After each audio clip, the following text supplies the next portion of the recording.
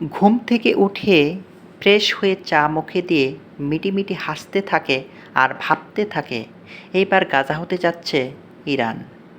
বিমান হামলায় একের পর এক জেনারেলদের হত্যা, বিজ্ঞানীদের হত্যা, আয়াতুল্লাহ খামেনিকে কোণঠাসা করে নতি স্বীকারে বাধ্য করাই ছিল পশ্চিমাদের লক্ষ্য।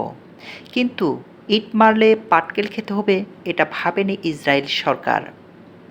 একের পর এক বিধ্বংসী মিসাইল মেরে ইসরায়েলদের গরম চা ঠান্ডা করে দিচ্ছে ইরানের লৌহমানব আয়াতুল্লাহ খামেনি। এদিকে ছোট ভাইকে রক্ষা করার জন্য ডোনাল্ড ট্রাম্প যুদ্ধের প্রস্তুতি নিতে শুরু করেছে। তবে যুদ্ধে নামবে কিনা তা স্পষ্ট করে কিছু বলেনি।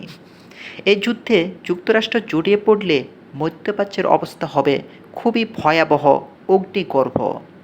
এটাই হয়তোবা তৃতীয় বিশ্বযুদ্ধ, যে যুদ্ধের সভ্যতা বিলীন হয়ে প্রাচীন রূপ ধারণ করবে। তাই বিশ্ব নেতাদের উচিত সভ্যতাকে টিকিয়ে রাখার জন্য যুদ্ধের বন্ধে জোরালো ভূমিকা